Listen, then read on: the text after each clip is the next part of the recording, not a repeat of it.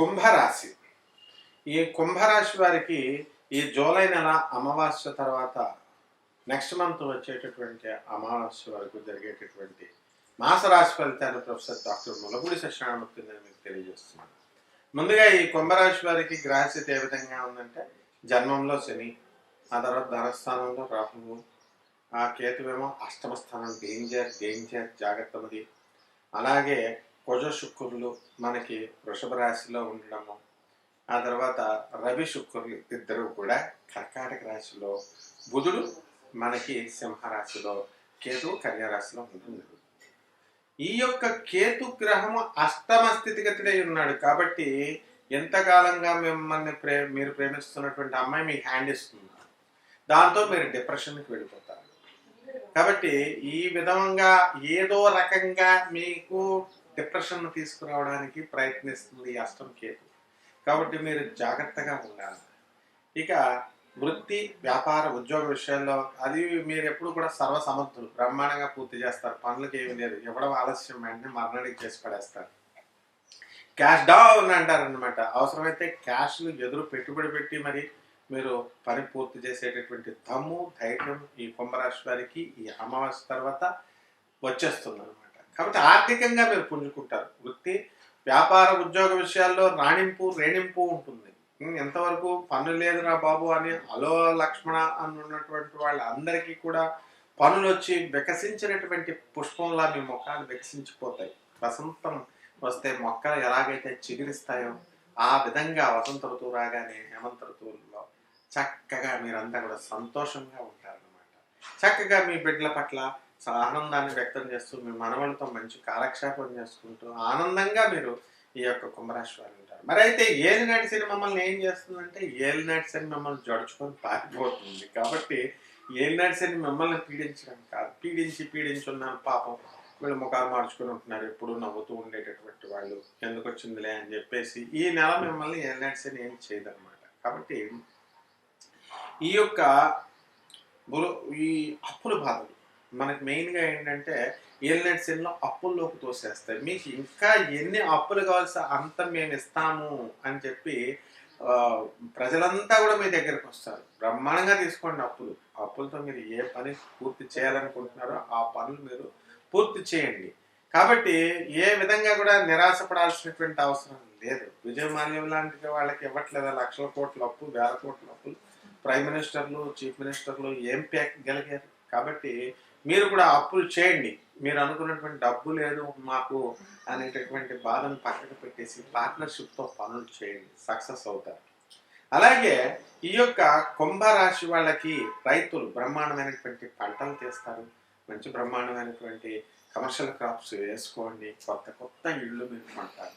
ఇక రెమెడీస్ దగ్గరికి వచ్చేసరికి కేతు జపం చేసుకోండి, కేతు స్తోత్రాలు చదువుకోండి, కేతువుకి కిలోంప ఉలవల్ని ఆ యొక్క చిత్రవర్ణం కలిగినటువంటి మల్టీ కలర్ వస్త్రాన్ని ధరించి మీరు చక్కగా సోమవారం నాడు కరెక్ట్గా ఉదయం 7 గంటలకి మీరు దానం చేయండి. అలాగే గణపతి గరిగెడ్డు ఫ్రీగా వచ్చిన గరిగెట్టే కదమ్మా, ఆ గరిగెడ్డుతో పూజ చేయండి. తీపి బూందీని, లడ్డూల్ని నైవేద్యం కింద పెట్టండి. అలాగే మనము ఈ యొక్క కేతుగ్రహం కోసం ధూమావతి అమ్మవారి యొక్క హోమాన్ని మీ ఇళ్లలో జరిపించుకోవడం ద్వారా బ్రహ్మాండంగా ఉంటుంది. వారాహి గుప్త నవరాత్రులు మనకి ఈ 2024 సంవత్సరంలో వారాహి గుప్త నవరాత్రులు జూలై 6 నుంచి 14వ తేదీ వరకు వస్తుంది. అసలు ఈ వారాహి అమ్మవారు అంటే ఎవరు? ఆమె స్వయంభూ దేవాలయాలు ఎక్కడన్నా ఉన్నాయా? అసలు ఆ అమ్మవారిని పూజ చేస్తే కలిగేటటువంటి లాభాలు ఏమిటో మనం తెలుసుకున్నాం ఈ వీడియో. అలాగే పవన్ కళ్యాణ్ గారు ఆయన ఎలక్షన్ క్యాంపెయిన్ స్టార్ట్ చేసినప్పుడు వారు తెచ్చుకున్నటువంటి వాహనానికి వారాహి అని పేరు పెట్టారు. ఆ పేరు పెట్టినప్పుడు అది పెద్ద ట్రెండింగ్ అయింది.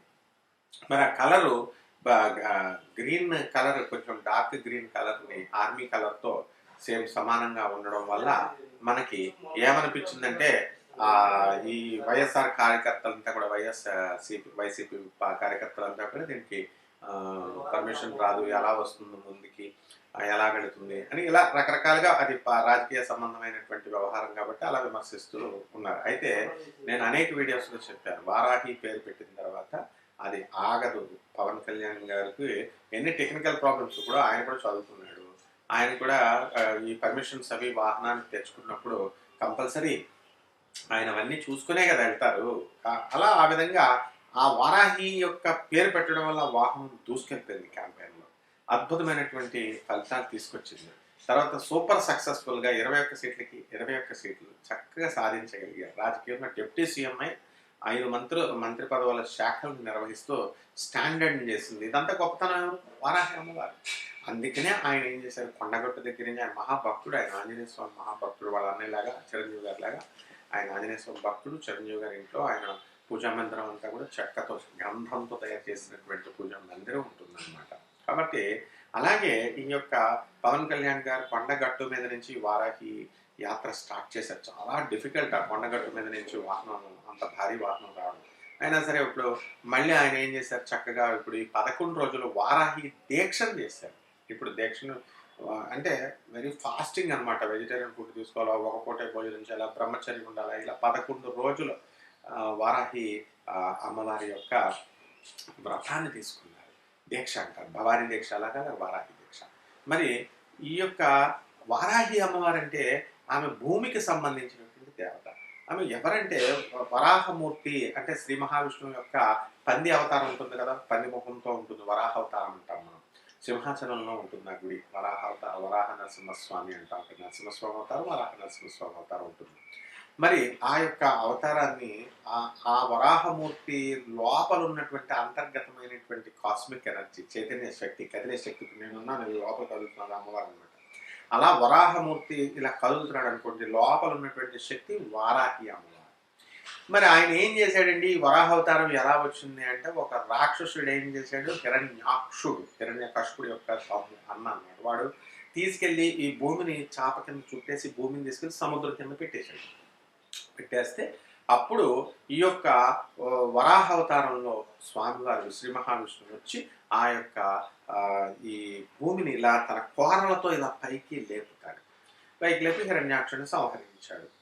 మరి భూమిని లేపాడు కాబట్టి భూమికి సంబంధించినటువంటి దేవత అనమాట. అందువల్ల ఎవరికైతే కోర్టు సమస్యల్లో కబ్జాలు అయిపోయినాయో, మన స్థలాలు కబ్జాలు అయిపోయినాయి, మన పొలాలు కబ్జాలు అయిపోయినాయి, మా పెద్దమ్మ పిల్లలు దొబ్బేశారు, మా పెద్దనాన్న పిల్లలు దొబ్బేశారు, ఈ విధంగా రకరకాల ల్యాండ్ సంబంధమైనటువంటి సివిల్ కేసెస్ ఏవైతే ఉన్నాయో అటువంటి భూము వివాదాలు ఉన్న వాళ్ళంతా కూడా ఈ వారాహి అమ్మవారిని పూజ చేసి చాలా మంది లబ్ధి పొందారు. నా కళ్ళ ముందే లబ్ధి పొందారు.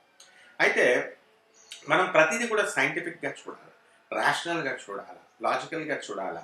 కాబట్టి ఈ యొక్క సృష్టి మనకి సోలార్ సిస్టమ్స్ 3 × 10⁻11 అంటే అన్ని కోట్ల సోలార్ సిస్టమ్స్ ఉన్నాయి, పాలపుంతలు ఉన్నాయి. ఆ సోలార్ సిస్టమ్స్లో మిల్కీ వే మనకి దగ్గరగా ఉన్నటువంటి సోలార్ సిస్టమ్లో మిల్కీ వే పాలపుంత అన్నాం.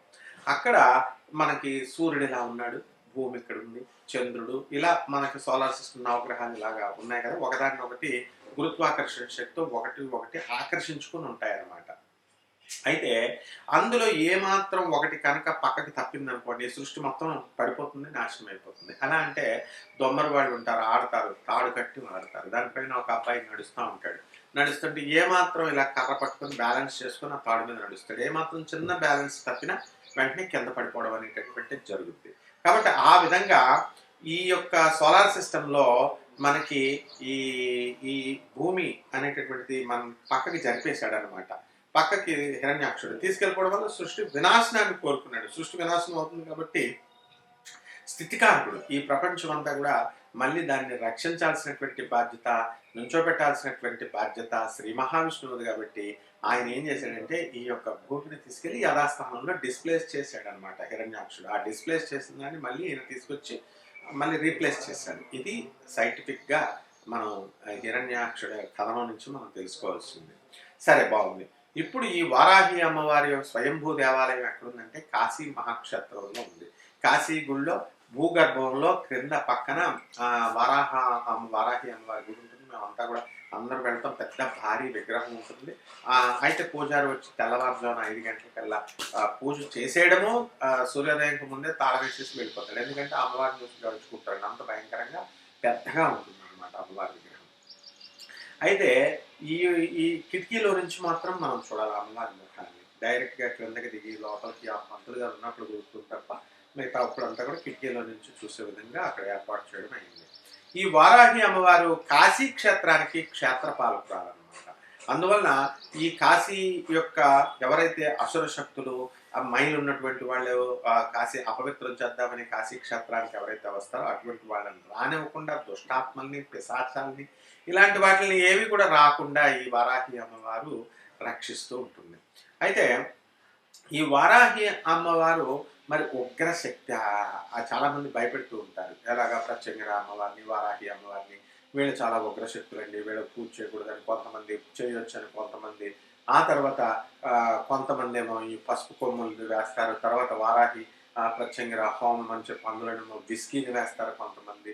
ఇలా రకరకాలుగా ఎవరిష్టం వచ్చినట్టు వాళ్ళు చెబుతూ ఉన్నారు. కానీ ఇందులో వాస్తవం ఏమిటంటే ఒక అధర్మణ పండితుడిగా నేను చెప్తున్నాను, ఇక్కడ వారాహి అమ్మవారు ఈ తీవ్రమైనటువంటి శక్తి కాదు, ఉగ్రశక్తి కాదు, సాత్వికమైనటువంటి శక్తి. దుష్టరాక్షసుల్ని చంపేటప్పుడు ఆమె ఏం చేసిందంటే అమ్మవారు చండు, ముండు, నిశుంభుడు, శుంభుడు, తర్వాత మహిషాసురుడు, రక్తబీజుడు ఇలాంటి రాక్షసులందరినీ కూడా పార్వతీదేవి అంబిక యుద్ధం చేస్తూ ఈ యొక్క యుద్ధంలో వాళ్ళని చంపుతూ ఉంటే రక్తబీజుడి యొక్క రక్తపు చినుకులు కింద పైన పడి ఒక్కొక్క అతనితో సమానమైనటువంటి ఒరిజినల్ రక్తబీజుడితో సమానమైనటువంటి శక్తిని, స్ట్రెంగ్త్ని, ప్రోగ్రెస్ని, పవర్ని అది తీసుకొని కొన్ని వేల మంది, లక్షల మంది రక్తబీజులు పుట్టేవారు. మరి ఆ రక్తం క్రింద పడకూడదు కాబట్టి ఆమె నాలుగు చాపి అది తాగేసేదన్నమాట అమ్మవారు. కాబట్టి అంతేగాని ఆ దుష్టుల పట్ల ఆ అవతారం ఎత్తింది. మనకు భక్తుల పట్ల చక్కగా మనల్ని సాత్వికంగా ప్రేమగా ఒక తల్లి స్వరూపిణి అనమాట. తల్లి మనం అమ్మవారికి మరి ఏమిటి దేంతో పూజ చేయాలండి, వారాహి నవరాత్రులు చేయమంటున్నారు అంటే చక్కగా పత్రం, పుష్పం, ఫలం, తోయం, పువ్వు, ఆకు, పుష్పము, పండు నైవేద్యం, అదే నైవేద్యం. ఏది లేకపోతే గ్లాసు నీళ్ళు అని చెప్పి శ్రీకృష్ణ పరమాత్మ భగవద్గీతలో చెప్పాడు. మరి వీళ్ళంతా వింత పోకడలకు పోయి ఎవరిష్టం వచ్చినట్టు వాళ్ళు మా అమ్మవారికి బిస్కీ కూడా పోసి హోమాలు, తర్వాత మేము మటను చికెన్ పెట్టండి మేము పూజలు చేయమని చెప్పేసి మత్స్యాలు, ఇలాగ అమ్మవారికి అందరికీ ప్రత్యేకరాకి, దశ మహావిద్యలకి, కామాఖ్య అమ్మవారికి ఇలా వాళ్ళు చేయడం జరుగుతుంది. ఇవేమీ అవసరం లేదు. వారాహి అమ్మవారికి కూడా, ప్రత్యంగిర అమ్మవారికి కూడా ప్రత్యేకమైనటువంటి దేవతలు బగలాముఖి సెట్లోకి వస్తాయి, పంచమహాకాళికల్లోకి వస్తాయి. కాబట్టి లక్ష్మీ అవతారం ఈమె. కాబట్టి ఈ అమ్మవారికి సాత్వికమైనటువంటి ఆరాధన మనం చేయాలి. జగద్గురువులైనటువంటి ఆదిశంకరాచార్యుల వారు మనకు పూజా విధానాన్ని ఇచ్చారు. చక్కగా కుంకుమ వేసుకోండి, పసుపు వేసుకోండి, అగరబత్తి వెలిగించండి, దీపం వెలిగించండి, పండు పెట్టండి. మీకు అంతకీ ఇష్టమైతే పాయసాన్న ప్రియ పక్ష పశులోక భయంకరి పాయసాన్ని వండి పెట్టండి, పులిహారని పెట్టండి. ఆ తర్వాత స్నిగ్ధౌదన ప్రియ దాని మీద నెయ్యి వేయండి. ఇంతే చాలు అనమాట. పూజకి ఇది పెట్టకూడదు అది పెట్టాలి అని ఏం లేదు. కొంతమంది ఏం చేస్తున్నారంటే ఎక్స్ట్రా బిల్డప్లకు పోయి వీళ్ళు 9 రకాల నైవేద్యాలు, ఆ తర్వాత 9 రకాల వస్త్రాలు, 5 రకాల పువ్వులు, 5 రకాల పళ్ళు, 9 రకాల పళ్ళు, ఇవన్నీ కూడా ఏవేవో పిచ్చి పిచ్చి అన్నీ చెప్తూ ఉంటారు. మా గురువు గారు ఒక ఆయన ప్రముఖ ఆధ్యాత్మికవేత్త మరి కాశీ క్షేత్రానికి వెళ్ళి 9 రోజులు ఉండాలి, మరి కడుపులో ఎవరు తల్లి కడుపులో ఉన్నట్టు అని ఆయన ఏదో ఉపన్యాసం చెప్పారు. అది చూసి ప్రజలంతా కూడా 9 రోజులు వెళ్ళి ఉంటున్నారు కొంతమంది ఇప్పుడు కూడా. మరి ఆంధ్ర సత్రంలో అక్కడంతా కూడా ఒక రోజు కూడా కష్టం, 2 రోజులు పేదవాళ్ళకి తక్కువ నామినల్ ఫీజుతో. మరి ఒక్కొక్కళ్ళు వెళ్ళి ధనవంతులంతా అంత ఖర్చు పెట్టే ఔదార్యం ఎవరికి లేదు. కాబట్టి ప్రతి ఒక్కడు కూడా మినిమైజ్ చేసుకోవాలనే చూస్తున్నాడు. వాడు వెళ్తున్నాడు, ఆంధ్ర సత్రంలో దిగుతున్నాడు, 9 రోజులు వాడే ఆక్రమించేస్తే నిజమైన పేదవాడు ఎక్కడ దిగుతాడు? కాబట్టి ఇలాంటి పిచ్చి పిచ్చి ఉపన్యాసాలు చెప్పడం వల్ల ఏమవుతుందంటే 9 రోజులకి మూఢనమ్మకాలు పెంచేసి 9 రోజులు మేము అక్కడ ఉండాలి, అప్పుడు తల్లి గర్భంలో ఉన్నట్టు దోషాలు పోతాయి, ఏం తీసేస్తాడు ఆ దోషాలు అంటే ఇలాంటి నాన్ సెన్స్ను బోధించకూడదు. అదేవిధంగా ఈ వారాహి అమ్మవారిని మా మటన్ పెట్టాలా, చికెన్ పెట్టాలా, కామాఖ్య అమ్మవారికి పెట్టాలా, పంచమహాకాళికలు, ఈ యొక్క పంచ ముద్దలు, ఇలాంటివన్నీ చెప్తూ ఉంటారనమాట. So these are all nonsense and no value. ఒకటే మనకి జగద్గురు ఆదిశంకరాచార్యులు వారు ఏ పద్ధతులు చెప్పారో మనం ఆ పద్ధతుల్లో చేసుకోవాలి. అలాగే లలితా సహస్రాల బ్యాచీలు ఉన్నాయి ఆడవాళ్ళు. వీళ్ళు బ్యాచీలు చేస్తూ వీళ్ళు గాజులు 5 రకాలు, 9 రకాల పళ్ళు, 8 రకాల ఇది అని ఇదొక రకమైన బ్యాచ్ అనమాట. సో ఇలాంటి పిచ్చి పిచ్చి వ్యవహారాలన్నీ కూడా చేయకూడదు. భగవంతుడిలో మనకి ఈ వంటలు చేస్తూ కూర్చుంటే 9 రకాల వంటలు చేస్తుంటే నువ్వు ఎప్పుడమ్మా దేవుడి మీద కాన్సన్ట్రేట్ చేసేది? నువ్వు కూర్చునేదే 20 నిమిషాలు. మనస్సంతా కూడా అమ్మవారికి నీ ఆత్మను తీసుకెళ్ళి పరమాత్మకి లైనప్ చేయాలి. ఆ లైనప్ చేసినప్పుడే నీకు సక్సెస్ అవుతుంది. ఇలాంటి సక్సెస్ అంతా కూడా పవన్ కళ్యాణ్ చేశాడు కాబట్టి ఆయన అంత దీంట్లో ఉన్నా కూడా సక్సెస్ఫుల్ పర్సన్గా, వారాహిని నమ్ముకుని సక్సెస్ఫుల్ అయినటువంటి వ్యక్తిగా మన పవన్ కళ్యాణ్ గారిని మనం చూపించవచ్చు. లేకపోతే ఆయన జాతకం ఎలా ఉంది, అసలు ఎందుకు ఈ వారాహి అమ్మవారి ఆయనకి అనుకూలించిందా, ఆయన జాతకపరంగా మనం చూద్దాం. ఆయన జాతకంలో ఆయనది మకర రాశి, మరి ధనుర్ లగ్నము. మనకి ఈ యొక్క చంద్ర కుజులు చక్కగా జన్మరాశిలో ఉన్నారు. కుజుడు బ్రహ్మాండమైనటువంటి స్థితిలో ఉన్నాడు, మోస్ట్ పవర్ఫుల్గా ఉన్నాడు కాబట్టి అనేకమైనటువంటి స్థలాలు, వీళ్ళు, ఆ తర్వాత అధికారాన్ని ఆయన చేజిక్కించుకున్నాడు.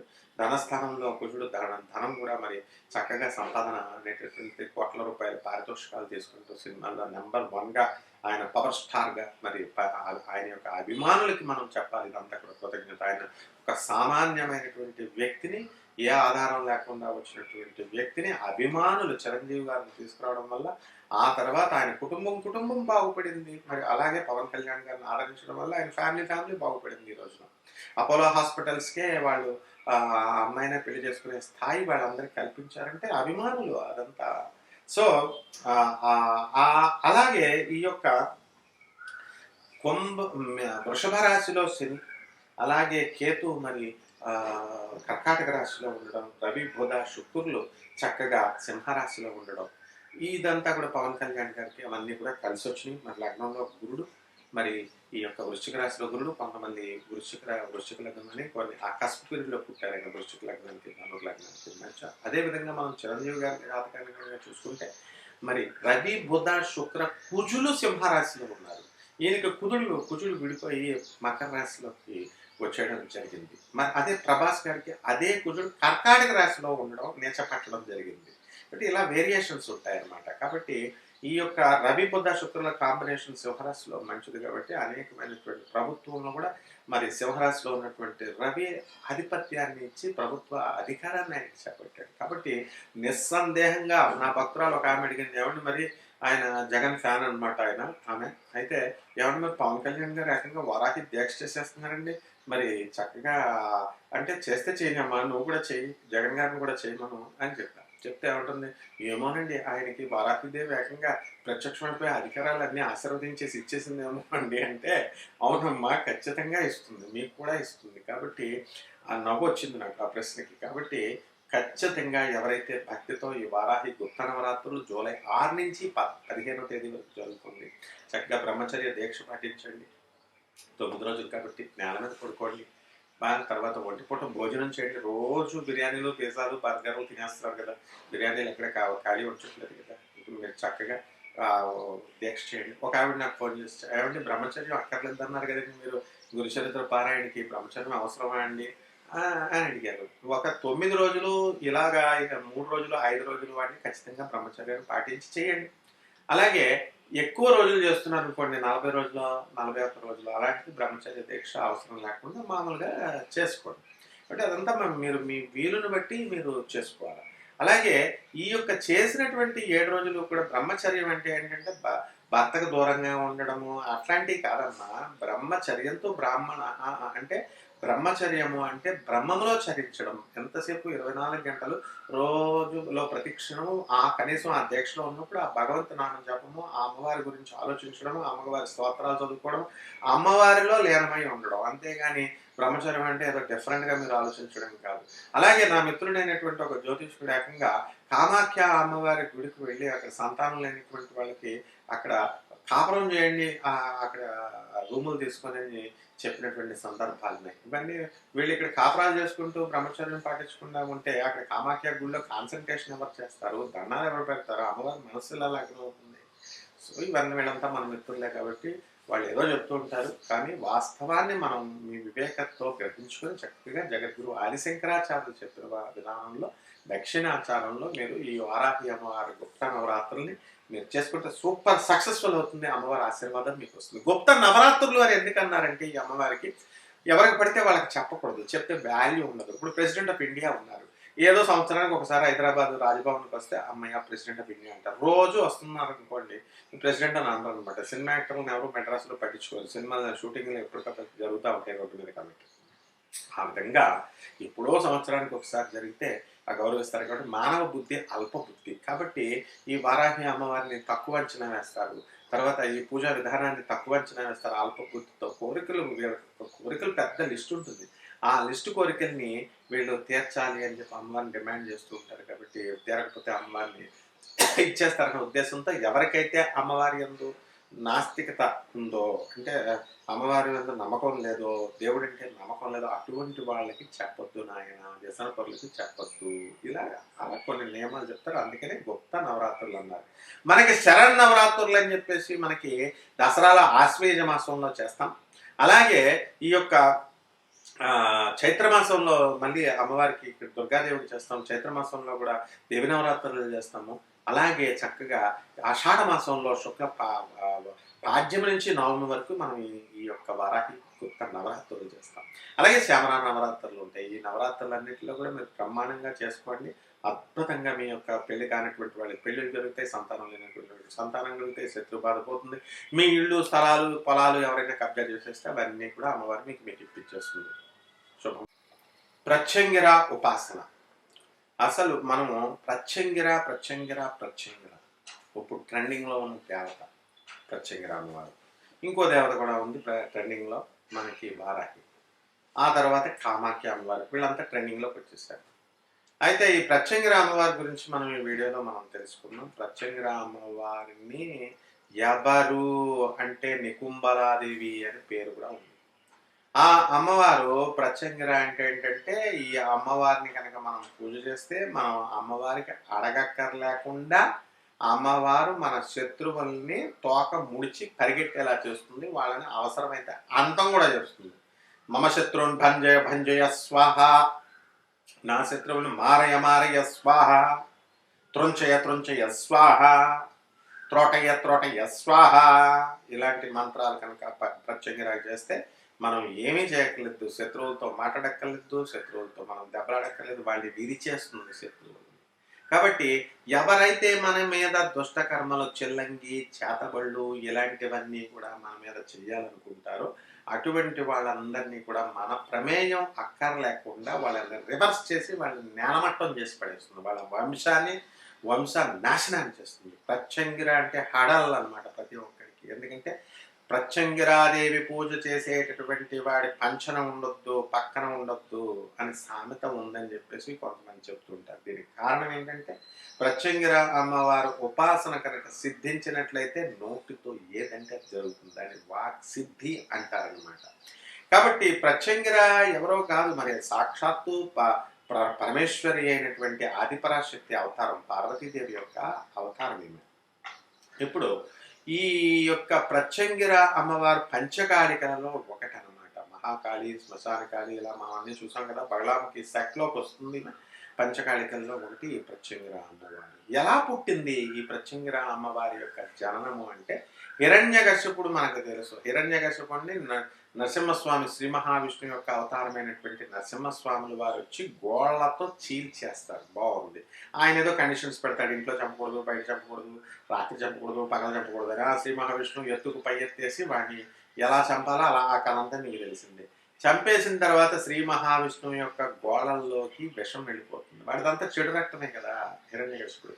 వెళ్ళిపోయినప్పుడు ఈ యొక్క గోళ్ళంతా కూడా విపరీతమైనటువంటి భరించడానికి నొప్పి వస్తుంది. మనకి పిప్పని నొప్పి వస్తే ఎలా ఉంటుందో ఆ విధంగా నరసింహస్వామికి అంత నొప్పి వచ్చింది అనమాట. అది తట్టుకోలేక ఆయన సాక్షాత్తు సృష్టిని సృష్టించినటువంటి వాడు, పాలన చేసేటటువంటి వాడు, లయం చేసేటటువంటి బ్రహ్మ విష్ణు మహేశ్వరులు ఇద్దరు అందరూ కూడా ఒకటే కాబట్టి ఒకటే రూపం. కాబట్టి ఆ శ్రీ మహావిష్ణువు మనం పిప్పని నొప్పి ఆడితే ఎట్లా డాన్స్ చేస్తామో అట్లా బాధలు పడుతుంటే అప్పుడు శ్రీ మహాలక్ష్మి ఏం చేస్తుంది, మేడి పండు తీసుకొచ్చి, మేడి ఆకులు తీసుకొచ్చి ఆ రసంతో ఇక్కడ వాళ్ళకి ఇలా అద్దినప్పుడు మొత్తం ఏమైంది, ఆ యొక్క నొప్పి అంతా కూడా తొలగిపోయింది. అప్పుడు శ్రీ మహావిష్ణువు మేడి చెట్టు అంటే ఔదుంబర వృక్షానికి ఏం చెప్తాడంటే నేను ఎవరైతే ఈ యొక్క మేడి చెట్టును పూజ చేస్తారో నేను మహాలక్ష్మి అందులో నివసించుంటాము. కాబట్టి మీరు ఎవరైతే పూజ చేస్తారో ఆ చెట్టు కింద ఎవరైతే తపస్సు చేస్తారో, జపం చేస్తారో, గురుచరిత్ర పారాయణ చేస్తారో, ఇలాగ ఏ రకమైన పారాయణ కనుక చేస్తే అవన్నీ కూడా 1000 రెట్లు ఫలితాన్ని ఇస్తాయి అన్నారు. 1000 అంటే సహస్రం, అంటే సంస్కృతంలో అనంతం అని అర్థం. కాబట్టి అటువంటి నరసింహస్వామి విపరీతంగా ఇక కోపం వచ్చేసింది. చంపిన తర్వాత ఆ కోపాన్ని కంట్రోల్ అవ్వట్లేదు. నీ మొగుడే కదమ్మా వెళ్ళమ్మా అంటే లక్ష్మీదేవి వెళ్తే ఇలాగా తోసిపారేస్తాడు. ప్రహ్లాదుడు భక్తుడు నువ్వే కదరా నాయన అంటే ఆయన కూడా ఇలా తోసిపారేస్తాడు. ఆయన కోపం కంట్రోల్ అవ్వట్లేదు. అప్పుడు చెంచులక్ష సినిమాలో అక్కినేని నాగేశ్వరరావు గారి దాంట్లో మనకి ఇక్కడ ఏలూరు నాచారం అని ఉంటుంది. ఆ ఏలూరు తోపురాం దగ్గర, హైదరాబాద్ దగ్గరలో అక్కడ చెంచులక్ష్మిని చూపిస్తే ఆయన శాంతపడినట్టుగా సినిమాను చూపిస్తారు. అసలు వాస్తవం ఏంటంటే ఆయన కోపాన్ని ఎంతటికీ కూడా కంట్రోల్ కాకుండా మొత్తం ఆయన హుంకారాలకు మొత్తం సృష్టి అంతా కూడా నాశనం అయిపోతుంది. ఈయన కంట్రోల్ చేయాలి కాబట్టి శివుడు ఏం చేస్తాడు, వీరభద్రుడిని సృష్టించి వీరభద్రుడిని పంపిస్తాడు కంట్రోల్ చేయడం.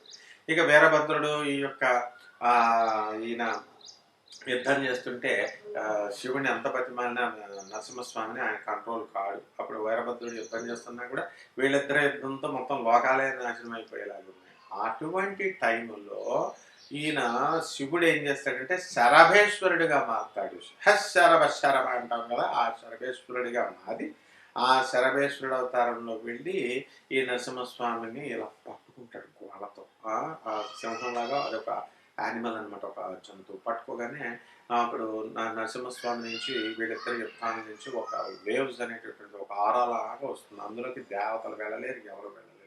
ఈ లోపల పార్వతీదేవి ఏం చేస్తుందో చూడండి. పార్వతీదేవి, అమ్మా నువ్వే వెళ్ళాలి, ఎవరు వెళ్ళలేకపోతున్నారు, అగ్నిదేవుడు వెళ్ళాడు, ఇంద్రుడు వెళ్ళాడు, మరి ఎవరు కూడా వెళ్ళలేకపోతున్నారు, నువ్వే ఏదో ఒకటి చేయాలి అని అంటే అప్పుడు అమ్మవారు ఏం చేస్తుంది, పార్వతీదేవి మహాగణాధిపతి అయినటువంటి బుద్ధిమంతుడికి అధిపతి అయినటువంటి బుద్ధికి అధిపతి ఆ వినాయకుడికి పూజ చేస్తే ఆ వినాయకుడు ఏం చెప్తాడు, నరసింహస్వామిని కంట్రోల్ చేయడం అసాధ్యం తల్లి అంటాడు. మరి ఎలా మార్గం ఏంటంటే ఇంకొక ఉపాయం ఉంది, ఆయన మీద చందనం వేసేస్తే, గంధం వేసేస్తే ఆయన శాంతిస్తాడు అంటే అప్పుడు అగ్నిదేవుడు వెళ్తాడు, ఇంద్రుడు వెళితే ఆ కనీసం వాళ్ళిద్దరు కొట్టుకుంటుంటే చుట్టూ ఒక తేజస్సులాగా ఏర్పడుతుంది. ఆ రక్షణ ఒక ఫెన్సింగ్ లాగా, అందులోకి వెళ్ళలేకపోతారు వీళ్ళు. ఇంకేం వేస్తారు, గంధం తీసుకెళ్ళి.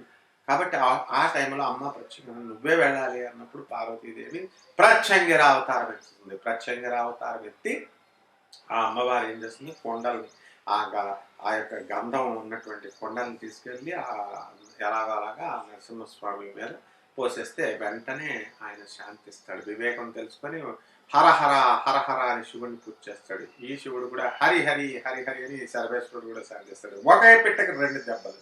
అటు ఆ శరభేశ్వరుడు కూడా కంట్రోల్ తప్పాడు, ఇటు నరసింహస్వామి కూడా ఆయన కంట్రోల్ చేస్తానని వచ్చినటువంటి శరభేశ్వరుడు కంట్రోల్ తప్పాడు. హిరణ్యకశిపుని చంపినటువంటి ఈ యొక్క నరసింహస్వామి సాక్షాత్ మహావిష్ణువు కంట్రోల్ తప్పాడు.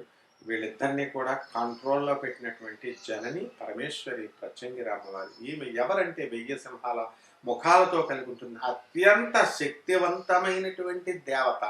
అటువంటి ఆవిడ నరసింహస్వామి వారి యొక్క అంతర్గత శక్తి, లోపల లక్ష్మి అవతారం అన్నమాట. కాబట్టి ఈ అమ్మవారికి ప్రత్యేకించి దేవాలయాలు ఏమీ లేవు. ఈ అమ్మవారిని స్వయంభూ దేవాలయాలు ఏమి లేవు. ఈ కల్ట్ ఒరిస్సాలో ఉంది, తమిళనాడులో ఎప్పుడూ పూజలు జరుగుతూ ఉంటాయి. అండ్ ఇండస్ వ్యాలీ సివిలైజేషన్లో ఈ యొక్క హరప్ప, మొహంజదారో కేవ్స్ తవ్వుతున్నప్పుడు ఆ ఎక్స్కవేషన్స్, ఆ తవ్వకాల్లో శివుడికి శక్తి యొక్క విగ్రహాలు దొరికినాయి. అదంతా మనకు తెలుసు. దాంతోపాటు సప్తమాతృకులైనటువంటి వారాహి, ప్రత్యంగిర అమ్మవారు, ఇతర సప్తమాతృకులు కూడా దొరకడం జరిగింది. అంటే దీన్ని బట్టి ప్రత్యంగిర ఉపాసన, వారాహి ఉపాసన అనేటటువంటిది అనాది కాలం నుంచి మనకి ఉంది, ప్రాచీన కాలం నుంచి అని చెప్పి మనం సింధు నాగరికతలో మనం చెప్పుకోవడం జరుగుతుంది అనమాట. కాబట్టి ప్రత్యంగిరాదేవిని ఎక్కడ ఎవరు పూజ చేశారు మొట్టమొదటిగా అంటే ఇంద్రజిత్తు పూజ చేశాడు, నికుంబల అమ్మవారు. ఆ నికుంబల దేవాలయం ఇప్పుడు కూడా తమిళనాడులో ఉంది మనకి. అయితే అది ఎంత భయంకరమైనటువంటి శక్తిని ఇచ్చిందంటే అమ్మవారు ఇంతవరకు ఏ భక్తుడికి అంత శక్తిని ఇవ్వలేదు. ఇప్పుడు దుర్గాదేవిని పూజ చేసామండి, ఒక శక్తిని ఇచ్చింది. వేరే వేరే దేవుళ్ళని అందరినీ పూజ చేస్తాం, ఎంతో కొంత శక్తి ఇచ్చేది. అసలు ఇంద్రజిత్తు అంత శక్తివంతుడు భూ ప్రపంచంలో ఎవడూ లేడనమాట. మాయా విద్యలో జ్ఞానినామపి చేతాంసి దేవీ భగవతి హిసా బాలాదాకృష్య మహామాయా ప్రయచ్చతి. జ్ఞానుల్ని సైతము తీసుకొచ్చి మోహంలో పడవేస్తుంది. జ్ఞానులంటే మహాజ్ఞానుల్ని పడేస్తుంది. కానీ ఇంద్రజిత్ ఎంత మాయాశక్తి ఇంద్రజిత్తుకి ఇచ్చేసిందంటే అమ్మవారు సాక్షాత్తు సీతాదేవిని ఇలా నరికేస్తున్నట్టుగా చేస్తే సీతాదేవిని నిజంగానే చంపేశాడని సాక్షాత్ శ్రీమన్నారాయణమూర్తి అవతారమైనటువంటి రాముడు భ్రమించాడు, లక్ష్మణుడు భ్రమించాడు. అయితే విభీషణుడికి ఇతని మాయాశక్తి తెలుసు కాబట్టి ఇదంతా మాయా అని రాముడికి చెప్తే అప్పుడు తేరుకొని ఈ ఇంద్రజిత్తుని చంపుతారు. అది వేరే విషయం అనుకోండి. అంటే ఇంద్రజిత్తుకి అసలు ఇంకా మాయాశక్తి, ఇక్కడ మాయమైపోతాడు, ఎక్కడో ప్రత్యక్షవుతాడు, మేఘాల్లో ప్రత్యక్షవుతాడు, మేఘాల్లో నుంచి శబ్దం చేస్తాడు. ఇంత మాయాశక్తిని ఇస్తాడు. ఈ అమ్మవారిని పూజ చేస్తే మీరంతా కూడా మహానగరంలో మాయగాళ్ళు అయిపోవచ్చు అనమాట. కాబట్టి అలాగే రావణాసురుడు వాళ్ళ యొక్క కులదైవం. కాబట్టి ఈ విధంగా మనందరం కూడా ప్రత్యేకంగా అమ్మవారిని చేసుకుంటే బ్రహ్మాండంగా మీకు అందరికీ కూడా అన్ని రకాల సమస్యలు మీ శత్రుబాధ ముఖ్యంగా పోతుంది.